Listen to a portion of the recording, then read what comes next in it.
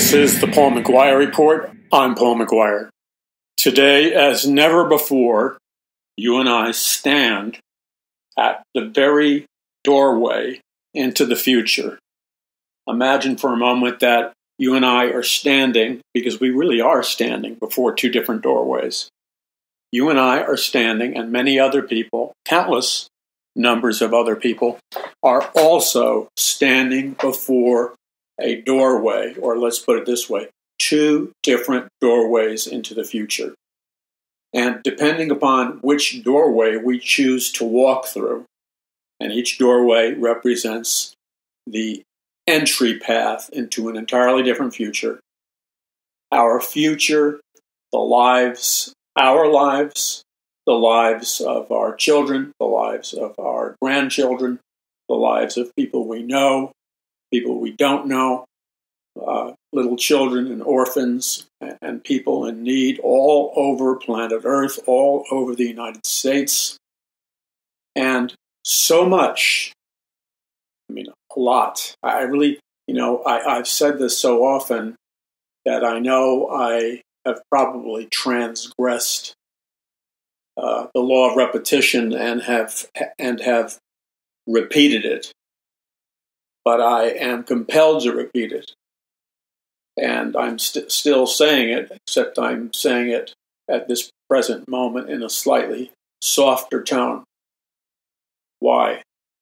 Because the weight, the enormity of what grips my mind, my heart, and soul, a weight, a burden from the Holy Spirit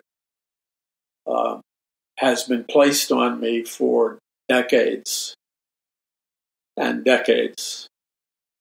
And the vast majority of those decades were God's preparation decades.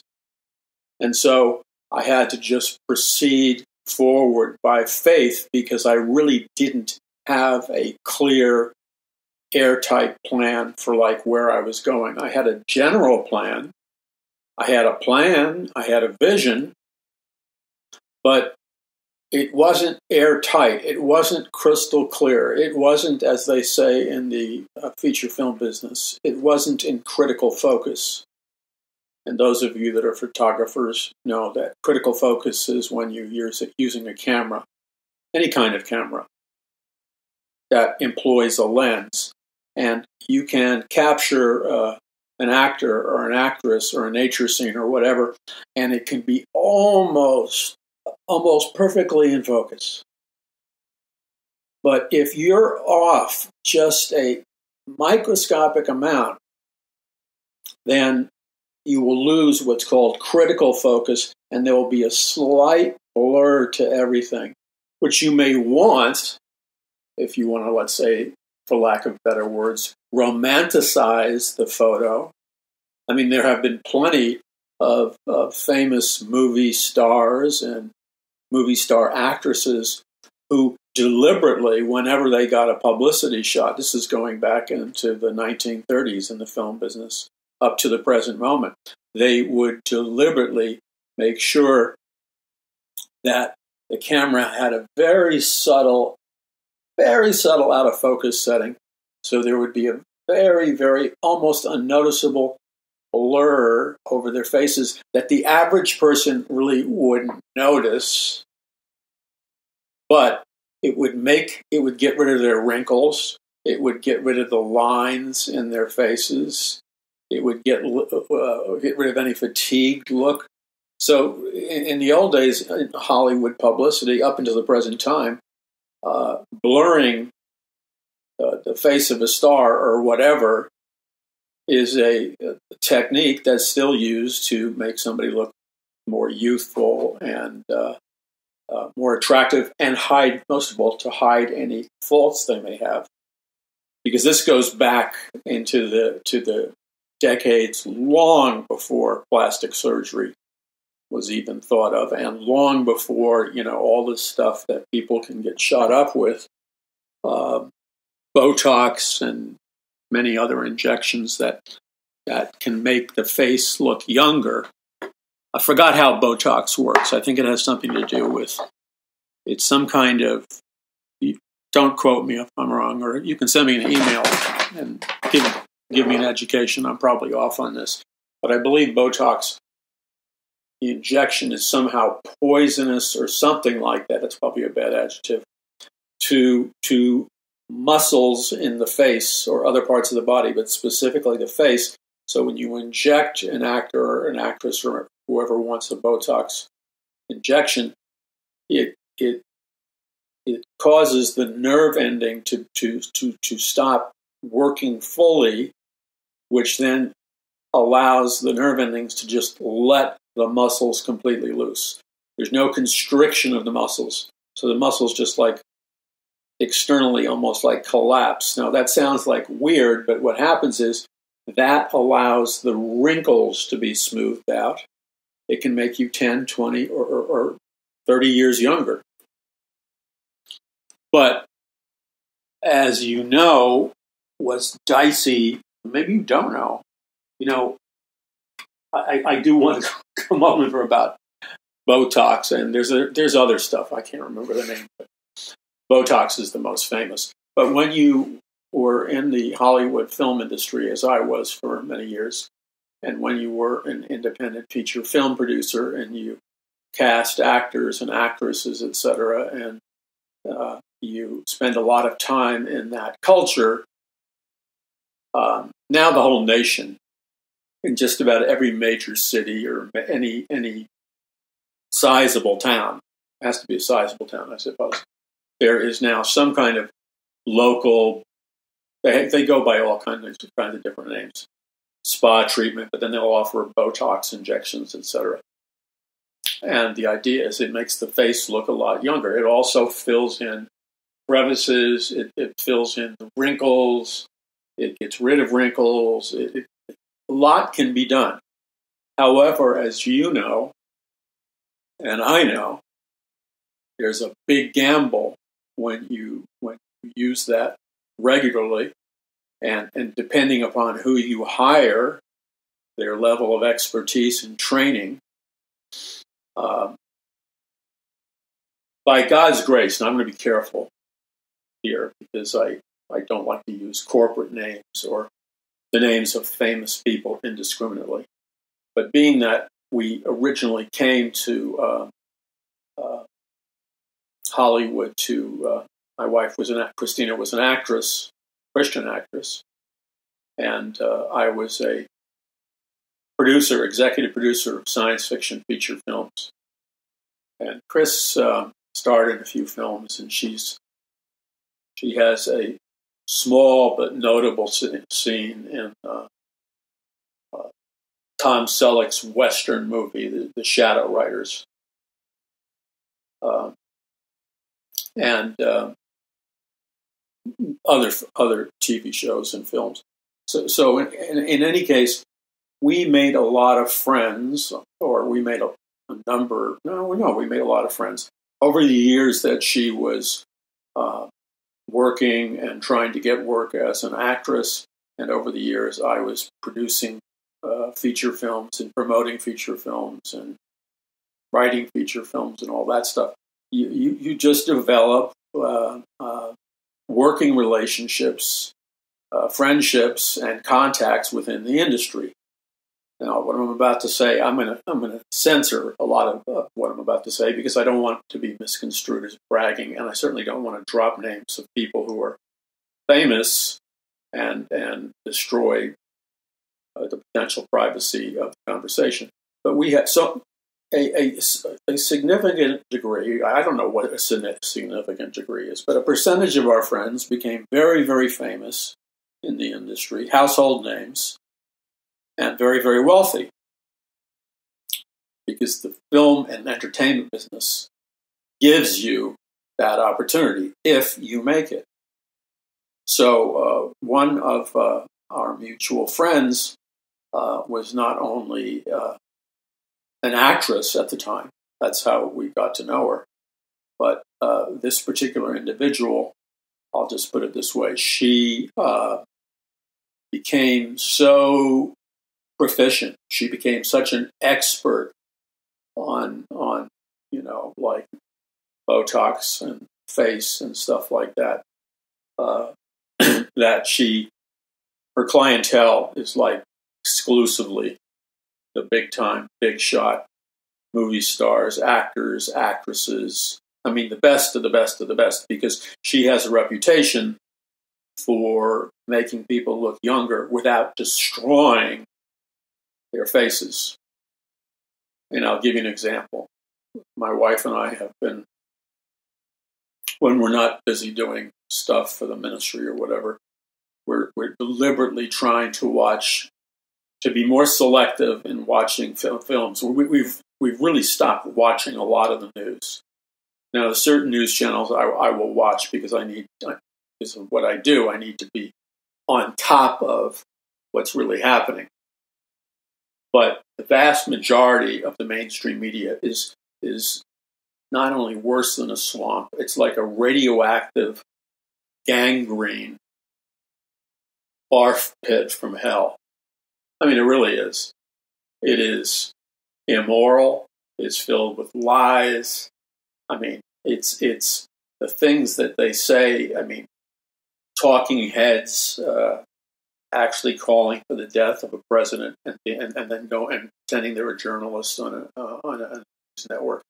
It's an atrocity. So my suggestion is don't watch those networks anymore. They're already dying on the vine. But even one network is kind of waffling. You better put the pressure on them, or by the time you blink, they will become a liberal network. So the point is that, also the people, the stars, the big stars in the news business, the overwhelming majority in the news business, if you can call it that, the fake news business, are heavy consumers of Botox and having their face work done. Now, before you are tempted to judge any of these people, and I don't know that you necessarily would, you have to understand that is now required.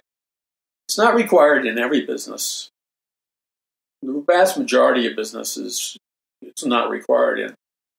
But when you're in the media business, like, mainstream media, looks is everything. Content is not even important. So these girls that get up there are constantly on diets. They're constantly get injected and stuff. And then you have women who are in a different age category, and I'll just name her because it's kind of obvious. Judge Jeanine, who's on Fox. I mean, I think it's fairly obvious that she regularly gets treatments and Botox. And I'm not putting her down for that. You see, you can't judge somebody unless you've lived in their shoes. This is not purely a vanity thing. I don't know how old Judge Jeanine is, but I do know this, that she is competing with women that are 10, 20, 30, and maybe even longer than that, 30 years younger than her, or maybe more. She has to compete with them. And the cold, truthful, brutal reality about the entertainment business and about the mainstream news business is, especially for women, and also, though, to a significant degree men, is you better look young, you better not have wrinkles, you better look really young, even though you may not be that young. Because no matter what they tell you to your face, especially women, they will fire you. Now, they'll never fire you because you're looking older, okay? Because that would cause lawsuits and discrimination. They'll fire you for some other reason. So Judge Jeanine has to be competitive. And let's just take Fox as an example. There's a lot of people at Fox. Some have different political positions. But I can bet you that the overwhelming majority, if not 100% of the females in Fox, and a significant percentage of the males, when I say significant percentage, am I talking 25, 30% of the males? I don't know. I don't know what the exact number is. But they're regularly getting Botox, and in severe cases, they're getting plastic surgery and stuff. But you better get somebody who's also an artist, a sculptor, highly trained, knows the chemical reaction times backwards and forwards, knows things about anatomy, like how the face balances out.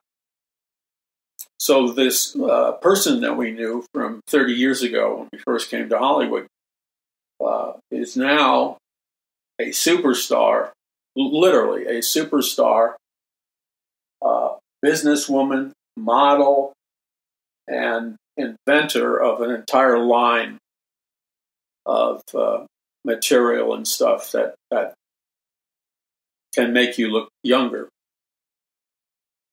And what's interesting about it, and she would never violate the private stories to us of all the movie stars that she makes house calls to, because she's constantly making house calls. Now, technology has changed radically in the last, 7 years, 8 years, 9 years. And everybody in television and video and communications and mainstream media and models or whatever were all radically thrown a curveball and radically effective when they began to come out with the latest and the greatest high resolution, super high resolution, HD, high definition television sets, cell cameras. Now 5G is on board. And I'm looking in the studio here, and I have equipment that I forgot. I try not to pay attention to the technical side all that much. It drives me crazy. But I have the highest, not every monitor, but the larger monitors in the studio are the highest resolution. And the highest resolution just came out 2 years ago. And the resolution before that was very high. The problem is when you photograph somebody with these high-resolution cameras and you're using professional lighting, every flaw in their face, their skin, their hair, everything it's like looking at people's flaws under a microscope. And so that's a curveball, because a lot of ladies and a certain percentage of men, their careers, they have to look. It's not vanity, because there'll be some young girl or some young guy that'll take their place in a heartbeat. They have to make sure that their faces, however they do it, makeup, facial massages, diet, nutrition, exercise, usually the people use a whole spectrum of factors. They have to look super, super, super young, including getting these Botox treatments and sometimes surgery, because when those powerful high-definition cameras hit you, and people are watching now on their HD and even higher resolution cell phones, laptops, big screens, they see every imperfection on your face, okay?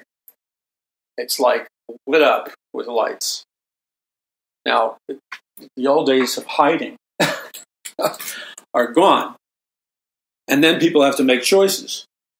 A lot of people who are doing this specialized work are awful. So you could probably name, I could name, because we've been on a quest, my wife and I are so sick of ultra-violent, sexually suggestive programs. I mean, it's just like, I can't take it anymore. You can't even have any film without artificially inserting a certain amount of, you know what I'm talking about, totally unnecessary sex and violence. I'm not talking about porn or stuff like that. I'm just talking about, it's just unnecessary. It's shoved in your face. So we're sick of it. So we've been going back to the older movies or the older television shows in search of a break from the negativity, from the fear, from the super violence, from the blood, from the decapitation, from the sexual immorality in not only the script but the behavior. You know, you can only eat so much garbage, okay? And what we noticed is we landed on a couple of films by famous actresses, and you probably know them. It's like Meg Ryan, okay? Years ago, Meg Ryan had a huge hit with, was it Tom Hanks? I think it was with Tom Hanks. I think it was called Sleepless in Seattle. In any case, what made, is it Megan Fox? I think it's Megan something. Okay, what made her a superstar is she had this, what in Hollywood they call this perfect girl, the perfect pretty girl next door look. It's a very unique look that sounds like it would be easy to find, but it's very difficult to find. Because finding the archetypical girl next door, because see, they want all the guys to fall in love with her who watch her in the movie theaters, and they want all the girls next door to identify with her. So this pretty girl next door thing sounds simple, but it's very hard because it's an idealized, unrealistic image. They want a pretty girl, they want a cute girl, they want an attractive girl, but they don't want her like a supermodel. Okay, now don't be offended by what I'm saying. I think it would be unnatural and buying into political correctness if a normal male making a normal commentary that would not offend his wife, and this would not offend my wife. That's the major rule. I would imagine, and I don't know, but that Melania Trump has had some work done on her face or Botox or whatever. I don't know that for a fact. But in the culture of supermodels and the big-time models, that's like taking an aspirin, okay?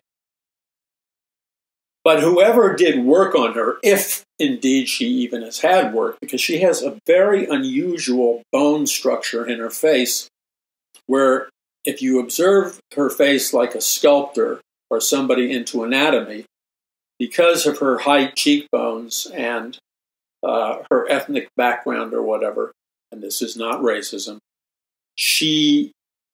the skeletal structure of her face seems to naturally and attractively stretch out her skin and kind of organically and naturally get rid of wrinkles that other women would have. It's just a genetic characteristic. Now, I'm not saying she doesn't use Botox in addition. I don't know. But Melania Trump is probably one of the classiest, most beautiful, well, without question, in my opinion, Melania Trump is the classiest, most beautiful, most attractive First Lady that we have ever had in the White House by far. And if it wasn't for the poisonous, serpent-like, pathological hatred and demonic hostility that the mainstream media has towards Trump and Melania Trump, she would be, because of her extraordinary beauty and poise, she would be on the cover of Newsweek, Time, and other big publications like every single week, okay, if they were being fair. But she is totally censored from the media publications, even though she's stunning and classy, because they hate her husband with the pathological hatred. In addition to that, Melania Trump, if you notice her, the way she projects her femininity, I don't know what her relationship with the Lord is like. I'm not going to presume, but I can kind of presume by the physical evidence and the way what her countenance suggests, what her eyes radiate, and what she projects. And when you see Melania, you see one of the world's most beautiful women. I mean, we're talking supermodel status, the type of woman that walks through the room and there's 200 guys there and 200 females, and every male head and every female head is turning in the direction of Melania Trump because she's so unusually supermodel attractive. But the thing that makes her unique is, unlike some women who have that same level of physical attractiveness, Melania Trump doesn't seem to carry or project this kind of lustful vibe, this super sexual vibe. Melania Trump doesn't appear to be trading on her genetic sexuality. It's obvious that she is physically attractive. Okay, but some women who are physically attractive, they use it as a playing card. Every time they dress, it's tight clothing. They build their whole lives around packaging themselves with a kind of a hypersexuality. All right? That's their choice. It's not my business to stick my nose in what somebody else wants to do. But the Bible has something to say about that. The Bible talks about, and by inference it would go to men too, but it began by talking about women. The Bible talks about that one of the characteristics of a godly man or a Christian marriage or a Christian woman or a godly woman, one of the characteristics of a godly woman is that even though she may be very physically attractive, she carries herself and conducts herself with a degree of purity, a degree of modesty, a degree of humility, and with a degree of humbleness, which Melania Trump does.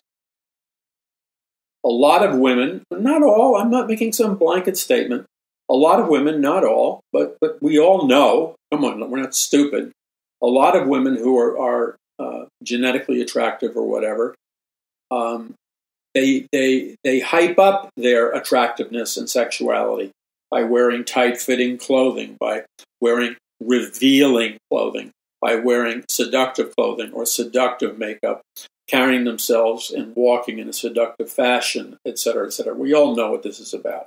She doesn't do that. That makes her exceptional. That means she has character. Okay? She has character. And that makes her unusual. And it also, you can say or not say that she's the ideal Christian woman. I don't even know if she is a Christian, a born-again Christian. If you wanted to know what I personally suspect that she is a born-again Christian. No matter what her spiritual roots may have been, I would be shocked to find out that she did not pray a prayer somewhere inviting Christ into her life.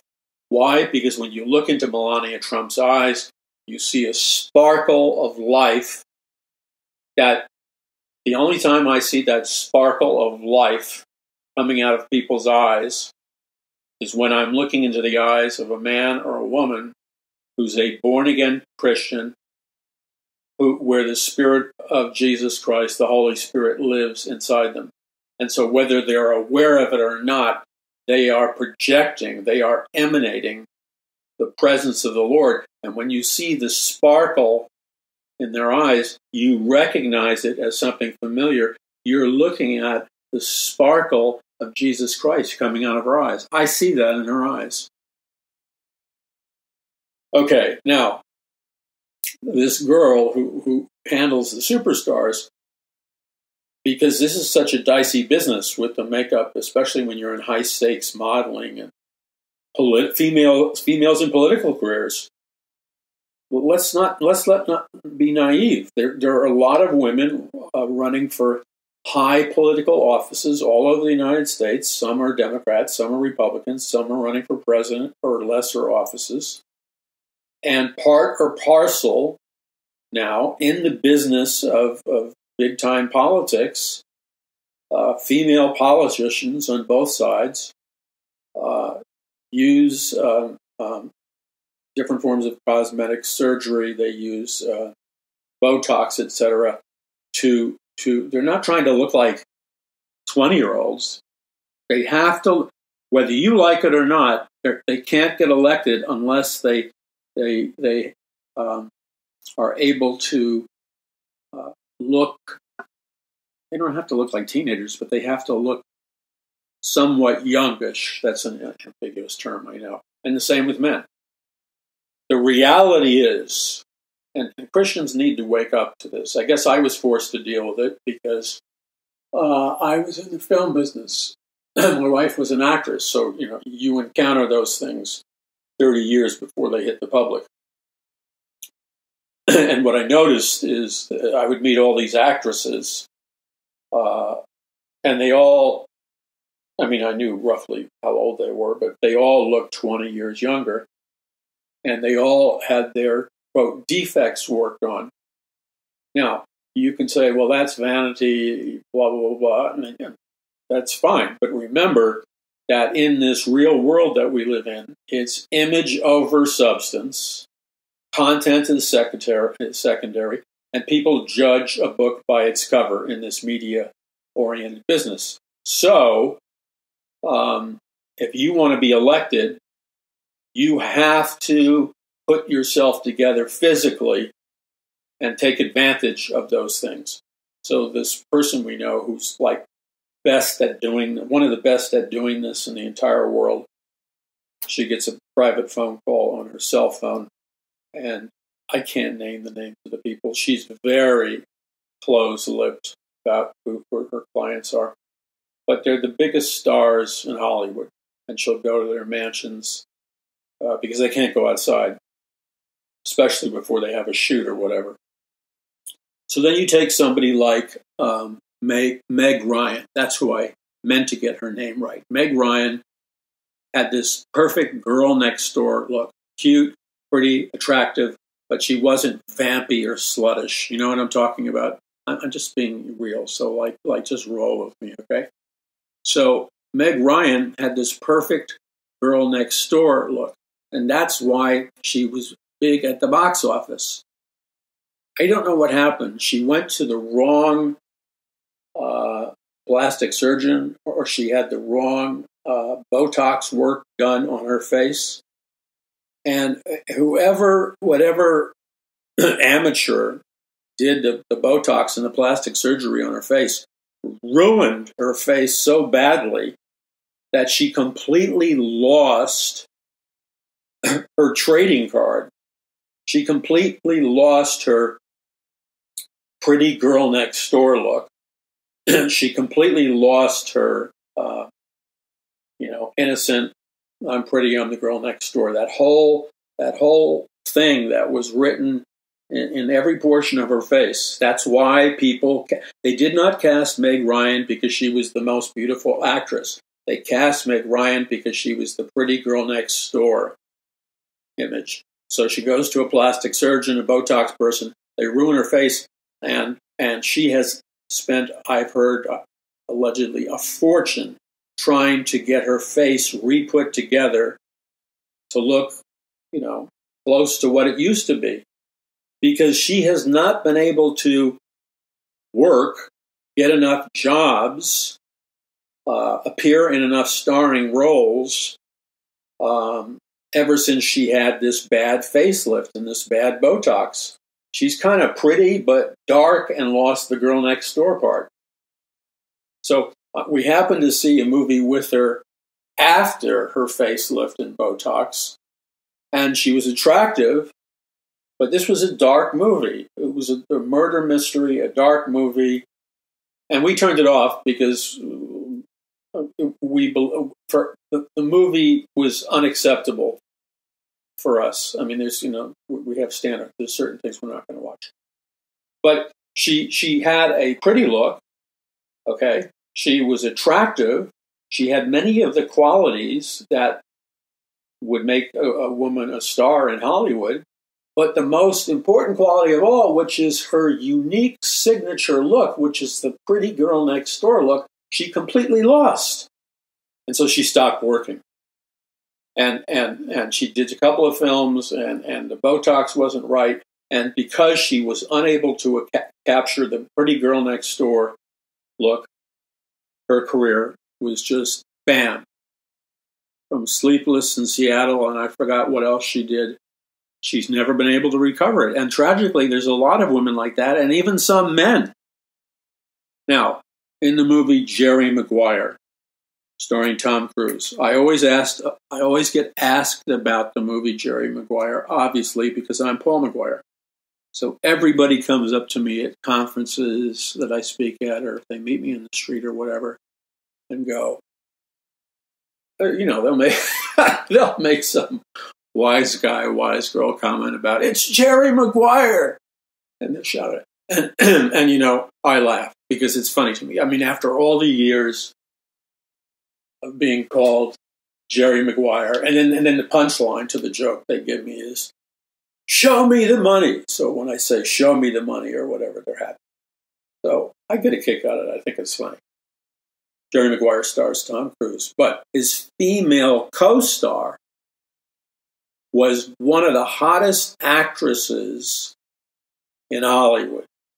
I mean, this girl was just rocking and rolling. She was headed to be one of the biggest stars in Hollywood because she can act too, and that is Renee Zellweger. So Renee Zellweger, like Meg Ryan, had one of these very, very unique, perfect, pretty girl next door looks. The way she carried herself, the way she talked, her persona. And then she makes the same stupid mistake after Meg Ryan. And the guy ruins her face. I'm not saying she's ugly. I'm not saying she's unattractive. But like Meg Ryan, she lost her moneymaker.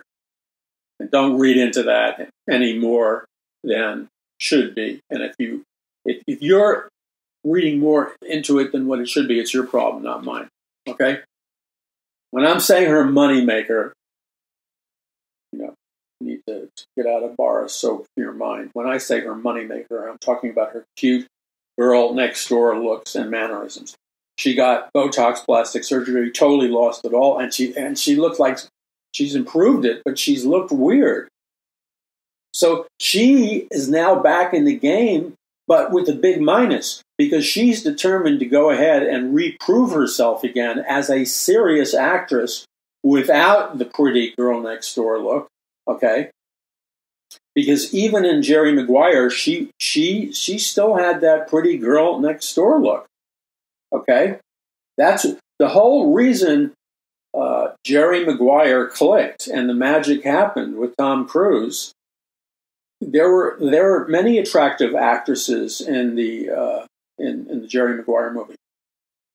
There's this like a scene that's 30 to 45 seconds in the movie that is totally objectionable in Jerry Maguire. If you see it, you need to either preview it and speed through it or not see it at all. It is not appropriate for children. I don't think it's appropriate for adults either. It is a very graphic scene and totally unnecessary, by the way. And it's played by Kelly Preston, who was the wife of what's his name? I was revisiting his movies. What's his name? John Travolta. And she's a very attractive actress, et cetera, et cetera. But she doesn't have the girl next door look. Kelly Preston's an attractive actress. She's pretty. She's physically attractive. But she doesn't. There's a million girls like that in Hollywood. She lacks the girl next door element. And now, tragically, she's dead. I believe she died of breast cancer. So the point is that the Hollywood girl next door has been a staple. And so since everybody's face is like a piece of art, and some people genetically, it's easier for some people because of their DNA, their genetics, yes, their race, and if you get hung up about me talking about truth, then, I don't know, detox your brain, okay? Because I can't have an intelligent, coherent conversation if I have to politically edit out definitions and characteristics of reality, definitions and characteristics of people, races, and ethnic groups, which are not intended to imply anybody's inferior or to put anybody down, but to simply comment on what a lot of people would consider a positive attribute that certain races possess. So it shouldn't be misconstrued as some kind of racism, because I'm not a racist. So put that in your frying pan and fry it for a while. I'm not a racist. I've never been a racist. And I will not tolerate ever somebody calling me a racist. And the times that people have debated me on Fox, I remember debating, in one of my earlier debates, I debated a African-American host of a national public radio show. And I was the super conservative on Fox, and she was the super liberal, and they wanted us to debate. And, I study the game before I go into the ring. And I knew she was going to pull the race card. Okay? I knew she was. And this isn't a racist statement, but this particular reporter and journalist, who happened to be African American, that's not the central point. She could have been white, but she didn't know her stuff. I knew her stuff better than she knew her stuff.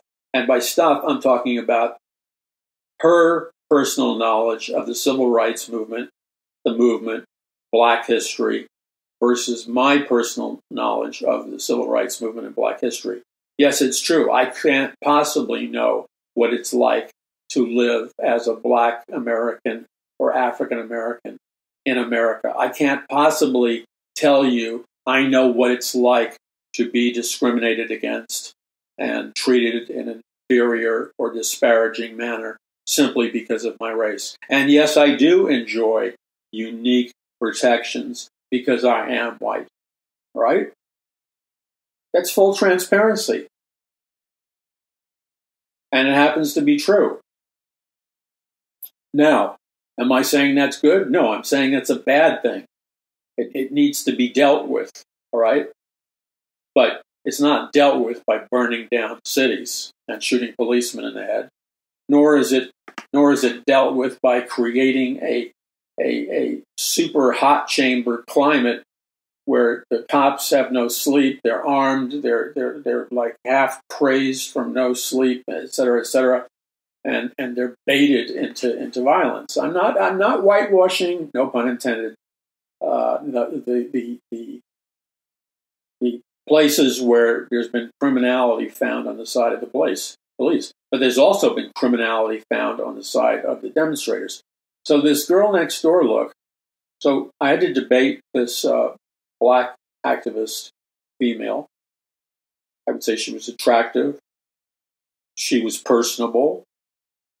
She appeared knowledgeable, but she didn't really do her homework. So, for example, I don't go into Fox or anybody. I don't play somebody else's game. The first thing I did was I interrupted her because I noticed by watching videotapes of her earlier debates that her main strategy, especially with white talk show hosts, was to dominate the conversation with endless blah, blah, blah, blah. So her opponent can't get a word in edgewise. So she wins the argument not because she knows anything, but because she dominates it verbally and doesn't give you a chance to respond or answer a question while she impugns your character and goes for the jugular. Okay, so the Fox team is there and everybody else. They're watching in New York. Their producers, all the anchor woman, the anchor man, big execs on Fox are watching. And I'm debating her. And so one screen is me, Paul McGuire, radio talk show host, Los Angeles, California, and I forgot her name. So she starts to do her thing, which I knew what she was going to do because I studied the videotape. See, I do my homework. And I knew she was going to attempt to nonstop filibuster, nonstop talk, throw out lies, and then talk over me. So I couldn't say anything. So what I did is she was going on, and she literally sounded like phonetically This isn't a racial thing, but because she was talking so fast, she was going like blah blah blah blah blah blah blah blah blah blah blah blah blah. That's what it sounded like. Okay, she was just filling the space with noise.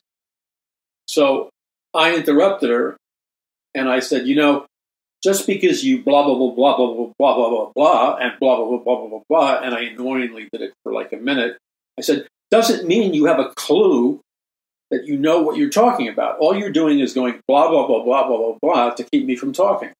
I said, the fact of the matter is, when I was 14 years old, to show you I was not a racist, and to prove my solidarity with the African American community, at 14 years old, I got on the bus from Jackson Heights, Queens, took the bus to Corona, California, where I went to the Black Panther Party headquarters for all of New York City. And I went down to this storefront where they had their offices for the Black Panther Party.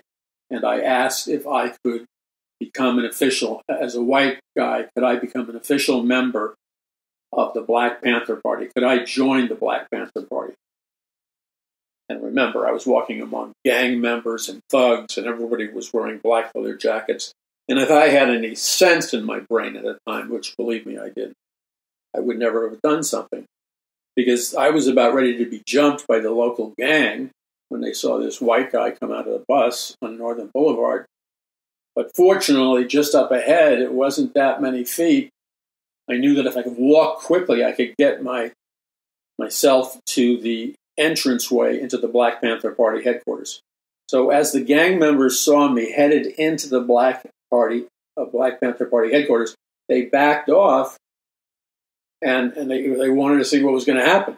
Because, see, the Black Panther Party was like it. They were the man. I mean, they were in charge. They were like the toughest, and they had the raw respect of the gangs. And once the gangs could see that I was being accepted by the Black Panther Party leaders and talking to them, the gangs backed off me in reverential respect. Now, she tried to interrupt again and saying I was making this up. And then I said, the problem with having to answer with a lie is you don't know what you're talking about. And then I drilled her on high-level members of the Black Panther Party who were the heads of the Black Panther Party at that time period in history. I had read their books. I knew them in person. She didn't even know who they were. So I finally said, you're accusing me of making this up, yet I know the name, the title, the date, and the place of all the leading Black Panther Party members in the 70s. And these were famous people like Huey Newton and others. I said, you don't have a clue who these people are. I said, I know more about the Black Panther Party and the civil rights movement that grew out of the Black Panther Party than you did. And then when I did the blah, blah, blah, blah joke, the mics were left on accidentally in Fox News, and a whole bunch of the staff was roaring in laughter. Roaring in laughter, not because they were racist, because I was simply telling the truth. I didn't play the politically correct game. So what's my point here? My point is, we're in a media culture. You gotta get it right. And if you're filming someone's face or recording the audio or you're making a verbal communication or whatever it is, you have to be effective. Misfires don't count. And so whether you're having your face adjusted, as many ladies choose to do and some men choose to do, whether you're choosing a suit or whatever, you have to communicate in the most effective, strategic way possible. And your target audience is not just to win the people you know already agree with you. If you're to be effective and successful, you have to fully engage the target audience that is basically alienated or have rejected what they think your message is, which is rah-rah conservatism and, recite the American flag, that's not what I'm all about. I'm a lot deeper than that. So words are your weapons. Images are your weapons. Sound bites are your weapons. You got to dress right, look right, etc., etc. And if you don't, you've lost the battle of communications before it has begun. Now, I wish I could give a lecture on this at major Christian universities across the nation. I would do it. I turned down a lot of requests. I would do it because there are endless thousands of Christian aspiring leaders in all fields who have never been taught how to effectively communicate, strategically communicate. They've never been taught how to win the argument without coming off like a jerk. They've never been taught how to combat fearlessly political correctness. They've never been taught about how much power you can tap into on a psychological level and on a debate level when you bother to do your homework, when you bother to study your subject. The person you're debating against is going to fall apart and look like a buffoon. Our goal is not to embarrass people, but our goal is to defeat dramatically and, yes, spectacularly.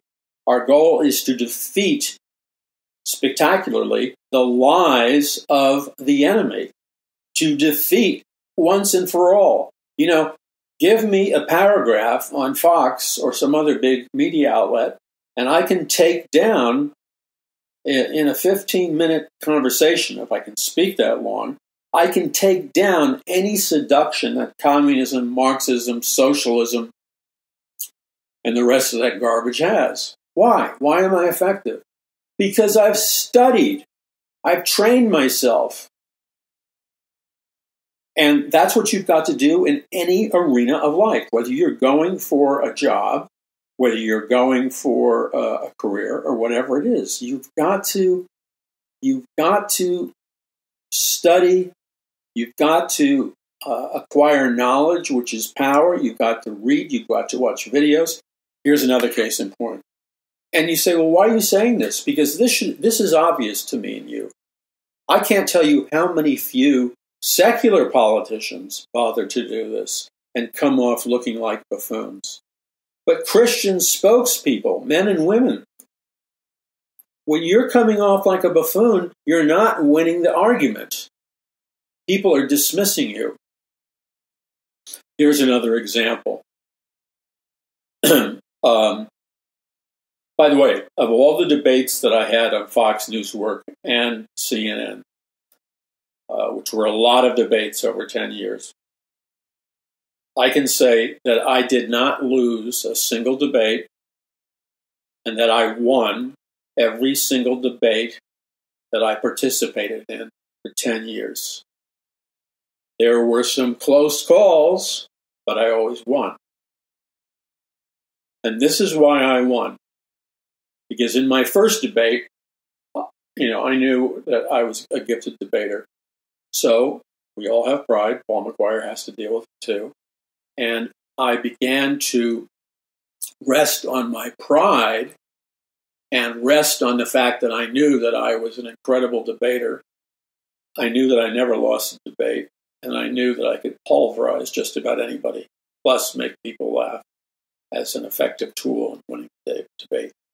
So subconsciously, I was resting on my flesh, my carnal man. To be blunt, I was resting on my pride of previous accomplishments, forgetting the very subtle spiritual lesson that, pride can be very subtle. The next thing you know, you're snared by it. And so I just assumed I was going to debate this big-time, super liberal radio talk show host from San Francisco, okay? And so what happened was I had a couple of debates with him. But my first debate, it was hard. I mean, we battled.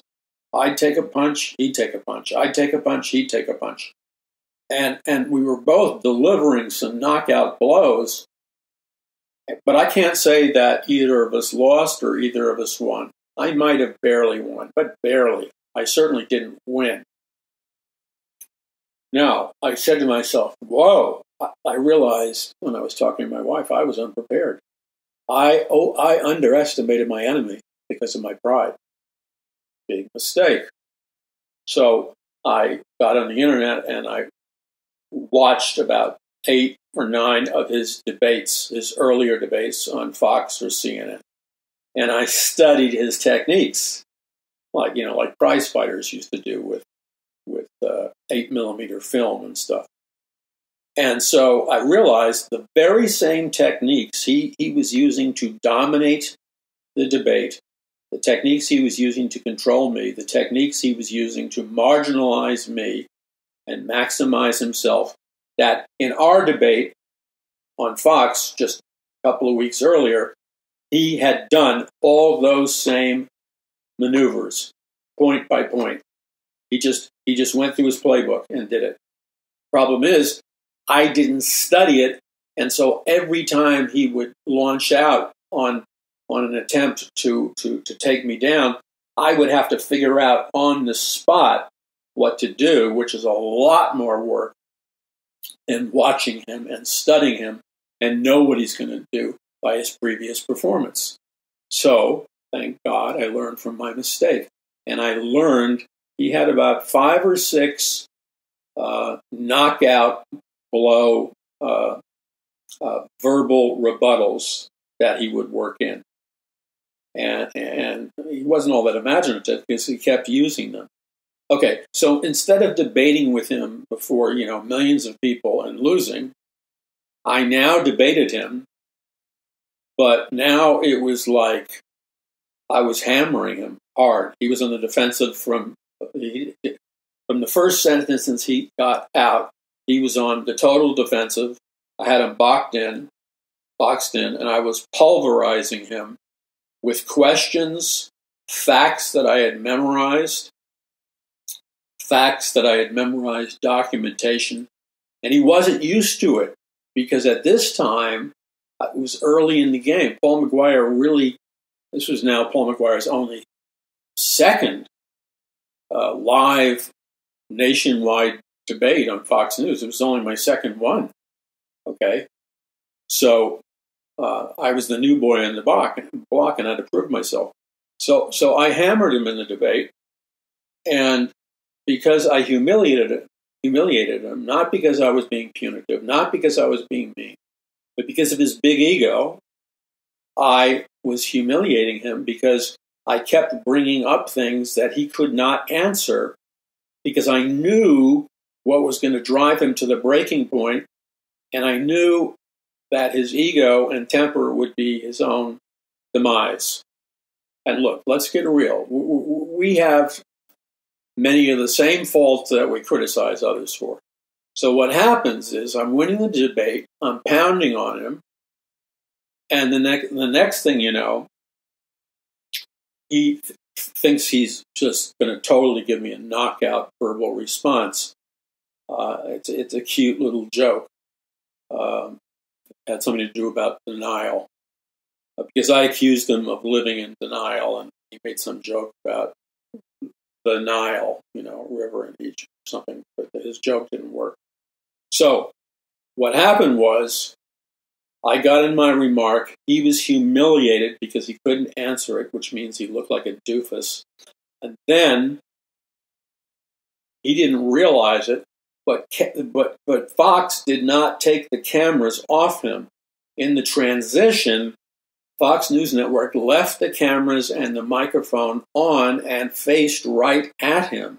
And he didn't realize that he then lost his temper on national TV, on Fox, as in a huge fit of fury. He's pounding his hands on the desk table. He takes the headphones and he dramatically rips the headphones off his head, and he throws the headphones and the wire down on the ground by his seat as hard as he can, and then starts cursing and stuff and completely losing it. Now, so for the person on television, this display of losing it, it was just like, I don't know, it's under 20 seconds. But it doesn't look good for you to have a meltdown, lose your temper, throw your headphones down, because what you're communicating to the mass audience is, hey, I'm mad because I just lost the debate. The reason I'm throwing my headphones down and losing my temper and cursing at me is because I know I lost the debate. Instead of acting cool and just saying, let bygones be bygones, he has a meltdown. And the meltdown is basically him signing off on the fact that he miserably lost the debate. And then he does these hysterics on camera. So the point I'm making is from that point forward, I essentially studied the techniques of all my debating opponents, and over a 10-year period, I never lost any debate. The closest I came to losing a debate was artificial, and that was when CNN had me on to debate a hot topic subject, which was gay marriage. I didn't compromise, but I didn't fit into all the predictable, judgmental traps that so many Christians. I didn't betray the truth at all, but I didn't fall into the trap of making all the predictable, legalistic, self-righteous statements. I used humor, and I used humor and sarcasm, and I won over the gay activists I was just debating with, and I had the CNN audience stand up and give me a standing ovation. Why? Because I didn't come off like Mr. Moral Superman. I didn't come off I came off as human. Okay? But this was CNN. But CNN did another show with me where they weren't so honest, and the makeup girl painted my face a deep, bright orange, the color of a Halloween pumpkin. She did it on purpose because she knew my position and she wanted to visually sabotage me. And I didn't realize how bad it looked until I got on set and I looked in the monitor and I could see myself sitting in a chair and I have a pumpkin colored face. And then when I was debating with the people in LA, and then I was debating with the host in Atlanta, Georgia, where CNN's headquarters were. I made because the host kept cutting me off. This is the bottom line. Every time I tried to make a point, every time I tried to score a point, every time I tried to finish a sentence, the host of CNN cut me off to make sure I would superficially lose the argument and discussion. The reason I couldn't win the argument is I could never finish any statement that I began with. So I wearied of that, and I said to myself, you know what? I'm going to at least take one subject, one truth, and I'm not going to play by heart her rules. And what I decided, we're getting into a heated debate on the importance of the nation of Israel to America and the importance of Israel to the rest of the world in terms of global politics. All right? Which is also a Bible prophecy type of topic. So I was very familiar with it. So I was debating with her and then somebody else, and she threw out an inflammatory attack. The CNN host attacked Israel viciously. So instead of just bowing, which you sometimes have to do, otherwise, literally, they'll kick you off of the air right then and there. They'll just cut your mic and you'll disappear. I bucked her, took a calculated risk. I bucked her, and I said, I thundered into the microphone, because the reason I thundered into the microphone is every time I would win a debate at CNN, they would always turn my volume down. So nobody in the studio audience in Atlanta could hear me. So I deliberately thundered into the microphone so my audio would override the fact that they rigged my microphone and turned it down, and so that the studio audience and the studio hosts at CNN would very clearly be able to hear me, even though they had turned down my microphone. So I thundered out something to the effect that the nation of Israel is a nation of eternal purpose, And it's in the United States' best interest to fully support, stand with, and pray the nation of Israel. And man, I walloped that baby out, that sentence out. And obviously, because those that bless Israel will be blessed, those that curse Israel will be cursed. My calculation was not based on just rationalism. I was stepping out, saying what I believe, what God wanted said, and I was expecting by faith that God would supernaturally reward and bless me, because it says, those that bless Israel, I will bless, and those that curse Israel, I will curse. So what happened when we came back from the break, she was livid that I had actually got in the positive remark about Israel. She was like livid. And I knew I had to make a calculated choice. Some of you may not understand this. If I came off arrogant, I would not win with her audience. I wouldn't win with her. Okay? So she wanted her pound of flesh. So even though I didn't do anything wrong, because you've got to remember, the reason I raised my voice is because every time I tried to speak, she cut my microphone. There was a reason why I raised my voice, because every time I tried to talk, she turned down the volume. So she then gets me live on air and says something to the fact that you interrupted me, Mr. McGuire.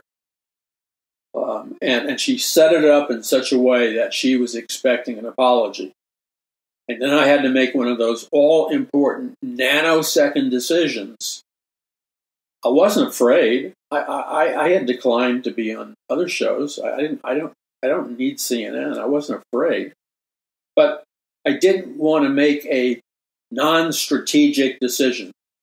See, it's all about not making your emotional decision, not making the decision that you think is right. But in order to win the greatest battle for the hearts and minds of mankind in the history of the world, you have to make the appropriate, effective, and strategic decisions that will ensure you victory in the moment you're using them. I hope you tracked with me on that. So, I decided, in the interest of strategy, not illusory temporal victory, in the interest of long-term strategy, which was to win the war, I needed to, in the short term, give her an apology. Because what this apology was really about was her getting her ego and her status back. So I said, I forgot her name, but I said, so-and-so, I apologize for interrupting you during the last discussion. And then she let go of it, because I bowed, she let go of it. And then she gave me, ironically, she backed down a little bit and opened up more space for me to say what I really wanted to say. But it comes down to making those effective decisions. And that means you're prepared, but your iron sharpens iron. You're trained, okay? If you're walking out on a national debate with millions of people watching, and you haven't studied your subject, and you haven't studied the program, and you haven't studied the strategies of the hosts and the other guests, guess what? Do the angels in heaven a favor. Do God a favor. Do the angels of heaven a favor. And don't show up and make an appearance on a national television show debating conservative or Christian principles when you're not prepared. Because it would do us all a big, big favor if you would choose to forget your ego and just admit, you know what, I'm not ready yet. And after you've studied the techniques, the strategy, the effectiveness, then make your appearance so you can win and not lose and make a fool out of yourself for the kingdom of God. I'm very serious about what I'm saying. Very serious. The key to be effective is to win. Because the battles are more intense. So for right now, okay, Paul McGuire will not return a phone call from CNN or any of the mainstream media. The only people that I will entertain going on, and it's only some shows, is Fox News Network. Because at least you get a fair shot most of the time. But even some of those shows I wouldn't go on. Of the mainstream media, of like 2, 4, 7, NBC, CBS, ABC, and MSNBC and CNN, the lying, the distortion, the psychopathic nature of the questioning, the complete irrationality of the environment, I won't go on. I won't go on. Not after being painted like a Halloween pumpkin and having my volume turned down. No, I don't need you. My numbers, the ironic thing is that when I was doing this, my numbers of listeners to the Paul McGuire show were larger numerically just about every day of the week. The Paul McGuire show, which was a nationally syndicated radio show that played all across the United States, 3 hours to 8 hours a day in major markets all across the USA. That show numerically had more listeners or followers than CNN, MSNBC, and many of the other mainstream media shows. I had more people listening and watching when you added up all those markets because people were hungry for an intelligent, conservative voice. Okay, what is this all about? What this is all about is the intensity of the battle is increasing. All right? The agility, the deceit, the manipulation in the commercials, in the images, in the audio, in the video, in the lines they invent, the campaign lines and stuff. It's a media war. And what is a media war? It's a multimedia war. So what is that really?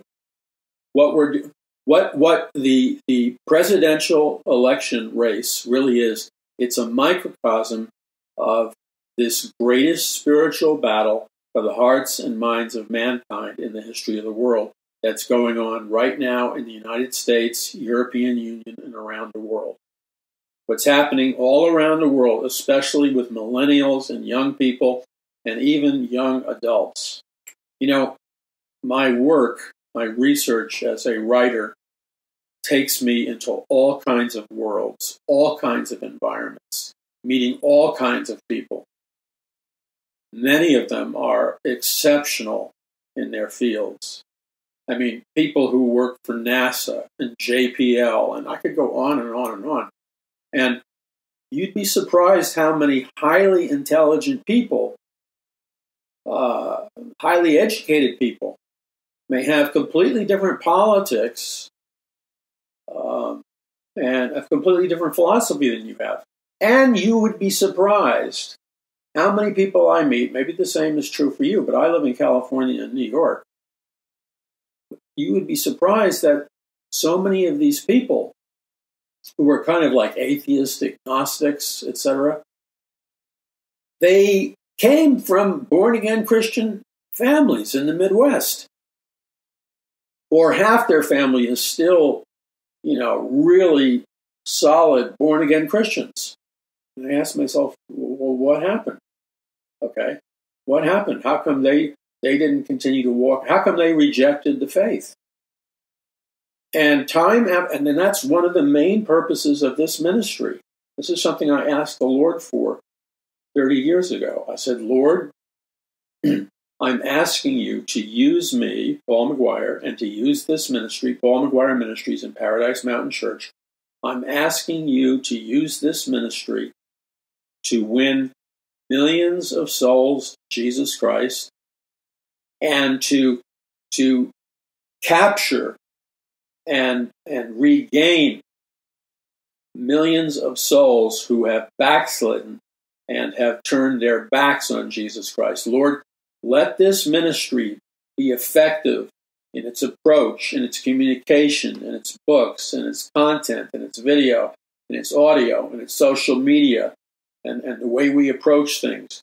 Lord, let us be highly effective in reaching those people who hate Christianity and have totally been turned off by Christianity, and let us be effective in winning those people who, because of having a very negative experience with Christianity, have backslidden or rejected or walked away from Christianity. Lord, send me to regather in those people that have turned their backs on you, and help me to win millions of those people who either rejected Christ because they were turned off by it, or they were raised in a Christian environment and what they saw repulsed them, and they walked away from it. And you'd be surprised. One of the biggest differences between this ministry, Paul McGuire Ministries and Paradise Mountain Church, and my approach, Paul McGuire, one of the biggest differences is that we, our emphasis, our priority is winning those people who are the hardest, most difficult people to reach. And our goal is to reach them effectively with the gospel of Jesus Christ, so they'll turn their lives around, become born again, and follow Christ. Or if they're backslidden, let our message be so effective that they decide to stop backsliding and return to Jesus Christ. To me, the weight of my heartbeat is always on effectiveness. Okay? Now, I'll tell you why the Lord put that in my heart and soul. And he continues to honor that request to this very day. Because when I miraculously accepted Christ, you have to understand that at that time of my life, which is early 20s, I hated the religion of Christianity. I hated it more than any other religion. If you named all the religions and put them in a list, Christianity would have been perhaps on the bottom of the list. Maybe the Hare Krishna Society would have been even lower, but then it would have been Christianity.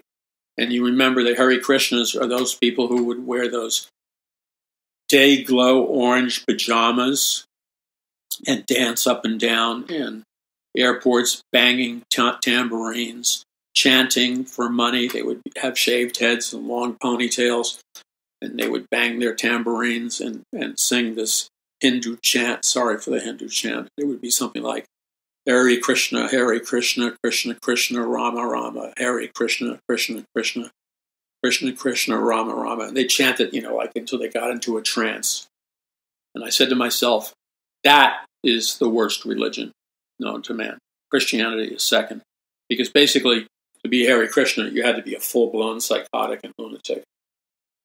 But everywhere I went, whenever I was looking to see a living, vibrant, realistic, convincing example of what Christianity was supposed to be about, it always came up zero or negative.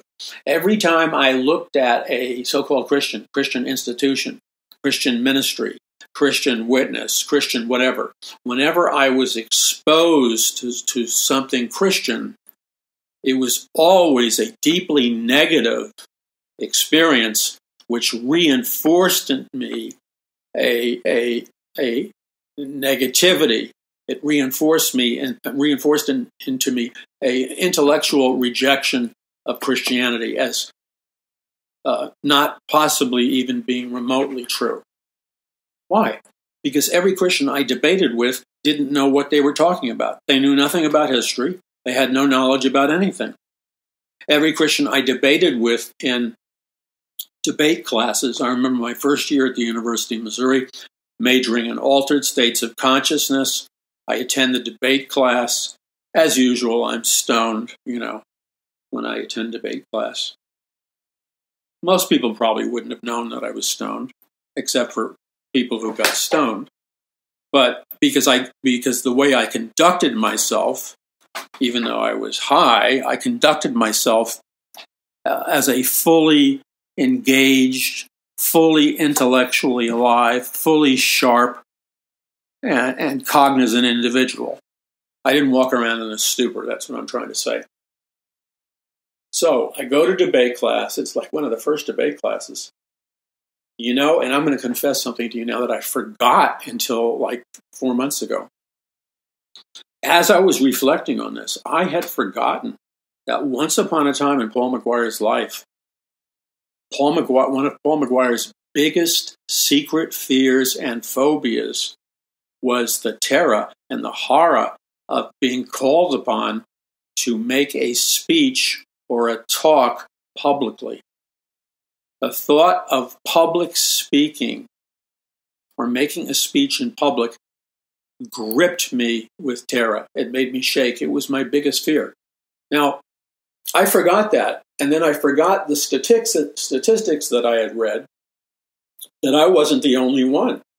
That for a huge percentage of male executives, female executives, for a huge percentage of females and males in the business world, they too, their biggest fear is being called upon to make a speech or a public presentation in public. To have to talk in public is their greatest fear. It petrifies them.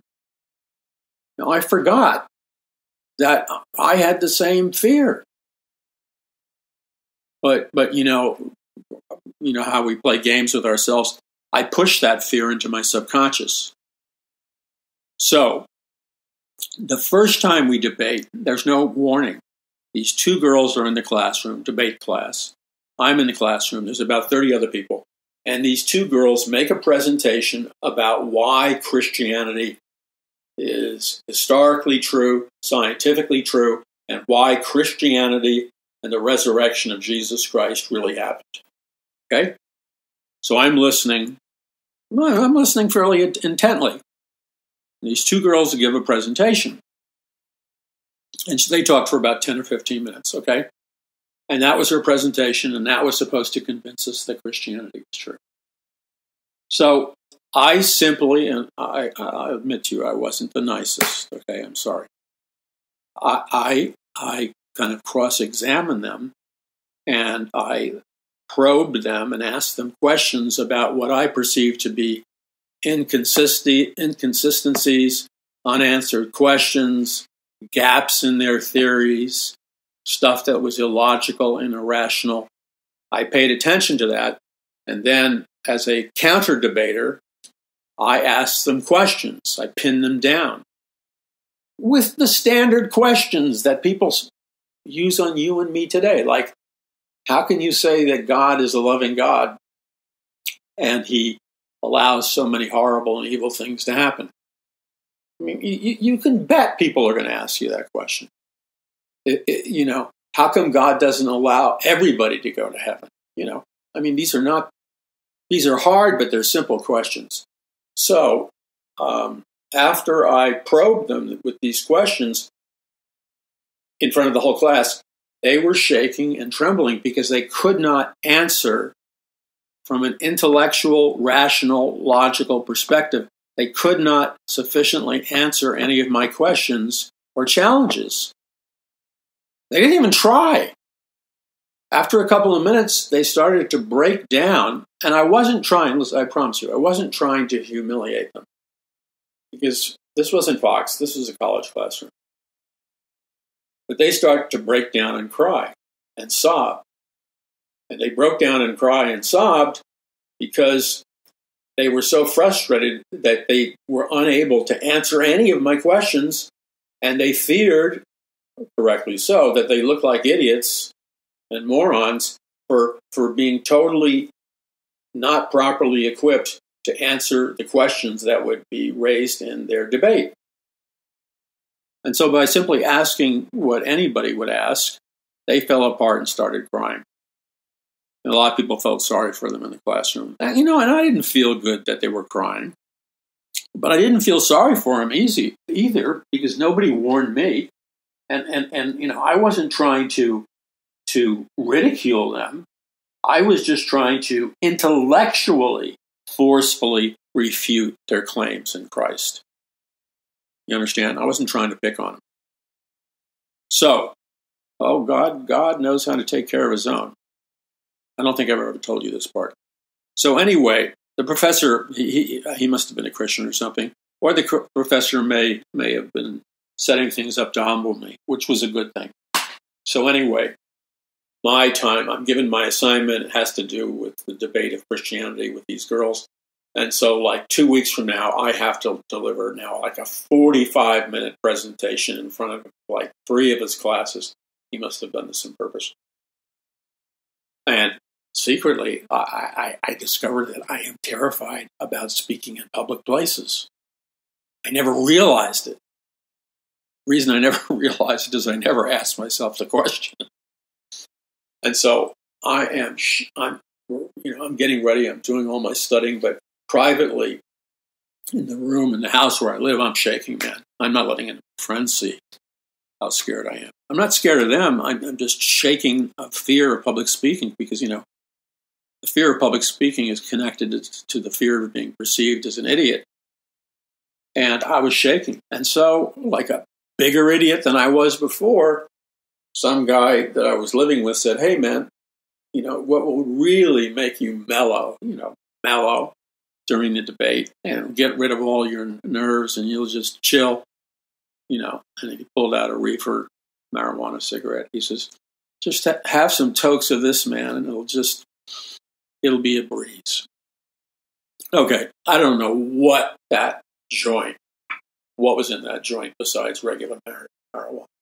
But whatever the grade of weed it was knock you on your you-know-what weed. So I do a number of heavy tokes on this marijuana cigarette. And I'm not an advocate of marijuana, by the way. I was desperate. I was trying to calm down my nerves. So I go into the classroom and I realize that I'm high as a kite, but I'm maintaining the facade of being totally rational and calm. The only problem is this marijuana is starting to bring on like slight paranoia, slight distortion in my thoughts. And it's interrupting. The marijuana that I smoked was interrupting my God-given cognitive ability to remember, use logic, argue, use reason, and to defeat my opponents through a logical, linear, rational argument. The marijuana was interfering with that. To be blunt, the marijuana was crippling my debating ability. I didn't know that could happen because the guy told me it would make me mellow. No, it didn't make me mellow. It handicapped me. So I'm feeling all this as I'm walking to the class, and secretly, I'm petrified. I can feel my heart pounding like crazy. Because when your heart pounds like crazy, that's adrenaline, and adrenaline can become like a vicious cycle. So there I am, high on some very potent weed, and I'm trying to deliver this airtight lecture to defeat the reality of the Bible and Jesus Christ. And all I know, I didn't make a fool out of myself, but I wasn't hitting any home runs. I wasn't tying together any of my logical arguments. And in my own opinion, I would rate my performance, my debating performance, as like C minus. It was like it was there, but it didn't come together. It flatlined. And I believe God allowed it because I used my God-given natural gifts and talents to defeat these 2 sweet Christian girls at the University of Missouri. And look, I wasn't born any smarter than they were. I was just in an environment where those gifts could be developed. And the Lord allowed me, I believe on purpose, the Lord set it up so I would be humbled before all the other classes of debate.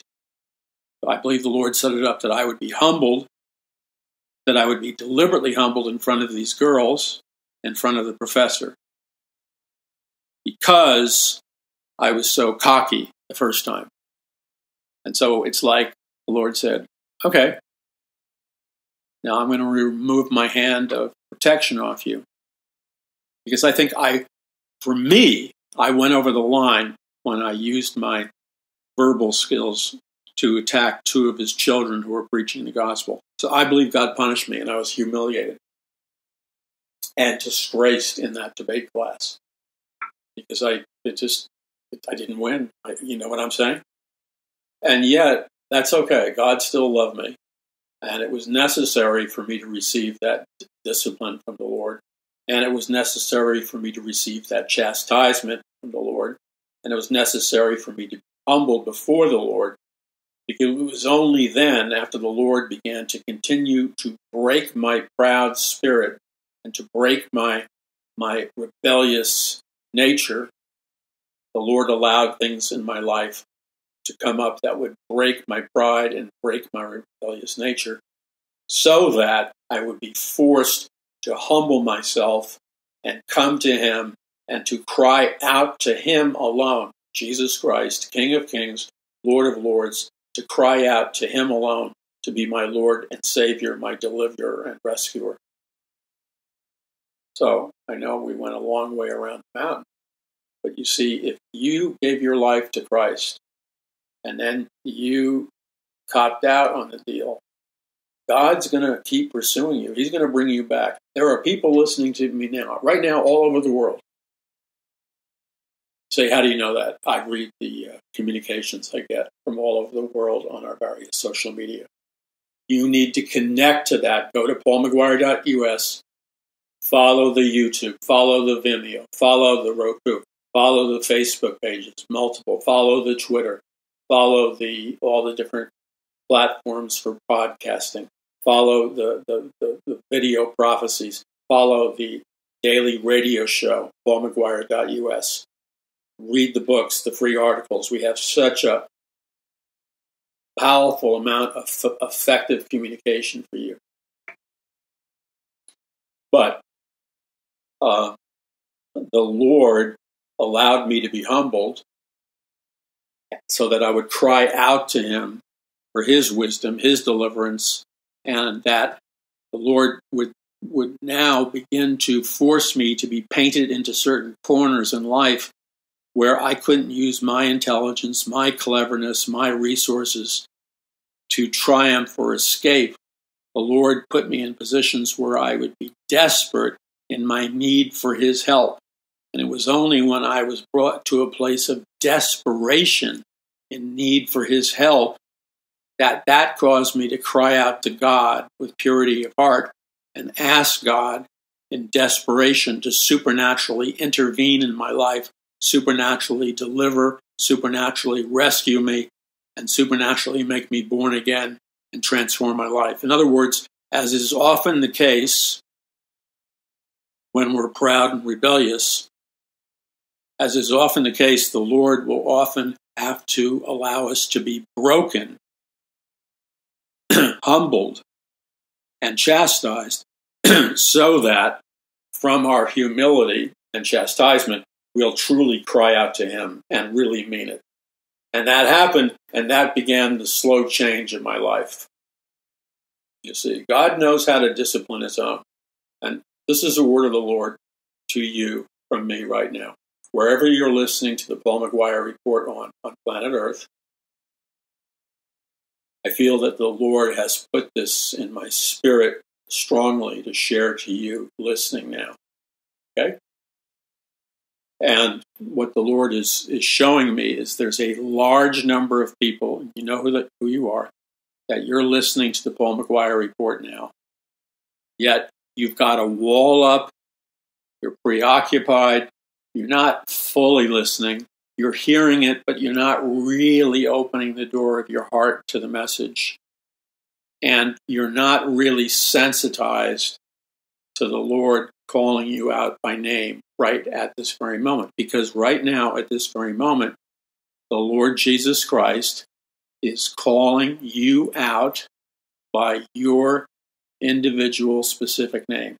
Jesus is calling on you, your name, and you right now in the name of Jesus.